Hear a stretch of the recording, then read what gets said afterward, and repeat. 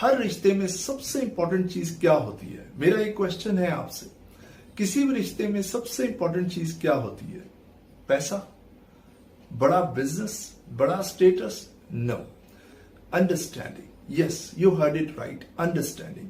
और जब भी किसी रिश्ते में अंडरस्टैंडिंग मिस हो जाती है तब हम बोलते हैं उसको मिसअंडरस्टैंडिंग। और बहुत से रिश्तों के बिगड़ने की वजह बनती है ये मिसअंडरस्टैंडिंग। बहुत से रिश्ते सही चलते चलते खराब हो जाते हैं, बिगड़ जाते हैं सिर्फ मिसअंडरस्टैंडिंग की वजह से। अब आप ये देखिए, दुनिया में कोई भी रिश्ता हो, चाहे वो हस्बैंड वाइफ का रिश्ता हो, मदर फादर का रिश्ता हो, daughter in law mother in law का रिश्ता हो, बाप बेटी का रिश्ता हो, बाप बेटे का रिश्ता हो, कोई भी रिश्ता हो, हर रिश्ते में रूठना मनाना, थोड़ा बहुत तनाव, थोड़ा बहुत प्यार, थोड़ा बहुत झगड़ा, ये चलता रहता है। और असल में तो ये रिश्ते की ब्यूटी भी है। ये सब इमोशंस का रिश्तों में होना जरूरी भी है और ये होना भी चाहिए। इसी से पता चलता है कि आपका रिश्ता सही चल रहा है। बट जब ये चीजें जरूरत से ज्यादा हो जाती हैं, जब ये झगड़ा जरूरत से ज्यादा हो जाता है, जब मन मुटाव जरूरत से ज्यादा हो जाता है, उस सिचुएशन में, उस परिस्थिति में हमारे रिश्ते बिगड़ने लगते हैं। और उस सिचुएशन में हमें ये समझ ही नहीं आता कि अब इन बिगड़ते हुए रिश्तों को कैसे सुधारा जाए, इन बिगड़ते हुए रिश्तों को कैसे संभाला जाए, जिसका असर सीधा हमारी हेल्थ पे पड़ता है, सीधा हमारे काम पे पड़ता है।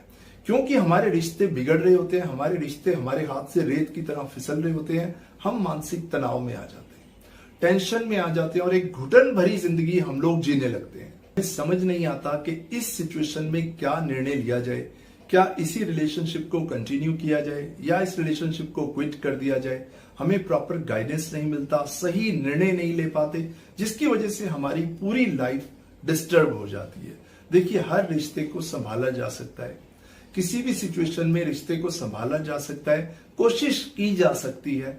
कुछ चीजें आपको ध्यान देनी होंगी। अगर आप अपने रिश्ते को संभालना चाहते हैं, रिश्तों को समझना चाहते हैं, तो इन बातों को समझना आपके लिए बहुत जरूरी है। आप ये देखेंगे, दुनिया में जितने भी रिश्ते खराब हुए या होते हैं, बहुत बड़ी वजह होती है कि उन रिश्तों में कोई थर्ड पर्सन की इन्वॉल्वमेंट होती है। कोई ना कोई तीसरा आदमी होता है जो रिश्तों को खराब करने की कोशिश कर रहा होता है, जिसको आपके रिश्तों के खराब होने से प्रॉफिट होता है। तो उस इंसान को ढूंढिए जो आपके रिश्तों को खराब करने की कोशिश कर रहे हैं। आपके रिश्ते इंप्रूव हो जाएंगे। दूसरी बात आपको बताता हूं, बहुत से रिश्ते इस वजह से भी खराब होते हैं जब रिश्तों में शक आ जाता है, डाउट आ जाता है। जब आप अपने ऊपर शक करते हैं या सामने वाले पे शक करते हैं, ये जो शक होता है ना, ये रिश्तों को दीमक की तरह खाने लगता है और खा जाता है और पता ही नहीं लगता, हमारे रिश्ते खराब हो जाते हैं। अगर आपको ऐसा लगता है कि आपको अपने रिलेशनशिप में शक है, तो उस शक को अगर आप रियलिटी में समझ जाते हैं कि हाँ, जो मुझे शक है यही रियल है, तब आप कोई निर्णय लीजिए, तब आप कोई डिसीजन लीजिए, तब आप ये डिसाइड कीजिए कि इस रिश्ते को कंटिन्यू करना है या इस रिश्ते को क्विट करना है। बट कोई भी डिसीजन जल्दबाजी में मत लीजिए। जल्दबाजी में लिया गया कोई भी निर्णय ठीक नहीं हो सकता। कई बार ऐसा देखा गया, लोग मेरे पास आते हैं, उन्होंने अपनी रिलेशनशिप को लेके बहुत जल्दबाजी में कोई निर्णय लिया, कोई डिसीजन लिया, जिसका पछतावा उन्हें सारी जिंदगी रहता है। तो सबसे इंपॉर्टेंट चीज है कि आप में पेशेंस होना चाहिए, धैर्य होना चाहिए। अगर आप में पेशेंस होगा तो आप सिचुएशन को बहुत अच्छे तरीके से समझ पाएंगे। सबसे इंपॉर्टेंट चीज, बदलाव। देखिए, चेंजेस होते रहते हैं लाइफ में, अप्स एंड डाउन्स चलते रहते हैं।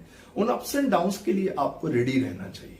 अगर आप रेडी हैं, अगर आपके पास पेशेंस है, तो आपकी जो रिलेशनशिप है वो बहुत अच्छी चलेगी।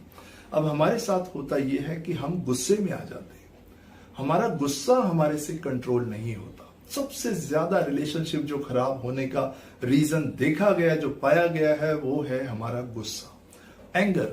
हम गुस्से में कुछ भी बोल जाते हैं, हमें ये समझ ही नहीं आता कि हमने किन शब्दों का इस्तेमाल किया। और क्या आप जानते हैं, आपका एक शब्द आपका रिश्ता बना सकता है और आपका एक शब्द आपका रिश्ता बिगाड़ भी सकता है। तो हमारी रिलेशनशिप में कम्युनिकेशन का भी बहुत इंपॉर्टेंट रोल है।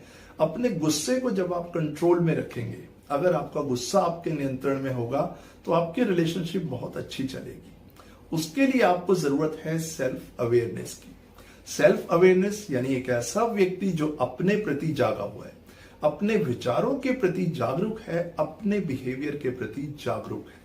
अगर आप में सेल्फ अवेयरनेस है तो आप अपने गुस्से को कंट्रोल कर सकते हैं, आप अपने गुस्से के प्रति भी अवेयर रहेंगे। देखिए, आप सामने वाले की मनोस्थिति को नहीं बदल सकते, लेकिन अगर आप में सेल्फ अवेयरनेस है तो आप अपनी मनोस्थिति को बदल के अपने रिश्तों को बचा सकते हैं, परिस्थिति को, सिचुएशन को समझ सकते हैं, आप खुद को भी बदल सकते हैं और थोड़ा समय लगेगा, सामने वाला भी बदलना शुरू हो जाएगा। लेकिन उसके लिए आपको पेशेंस रखना होगा, आपके अंदर सेल्फ अवेयरनेस होनी चाहिए, क्योंकि पीस ऑफ माइंड से, एक रिलैक्स माइंड से बहुत बड़ी बड़ी प्रॉब्लम्स को सॉल्व किया जा सकता है। निर्णय जल्दी मत लीजिए, पेशेंस रखिए, सेल्फ अवेयरनेस रखिए, आपके बिगड़ते हुए रिश्ते सुधरने लगेंगे, आपको कमियों का पता चलने लगेगा। देखिए, जब भी कहीं रिश्ते बिगड़ते हैं तो ऐसा तो नहीं है कि गलती सामने वाले की ही है, गलती हमारी भी हो सकती है।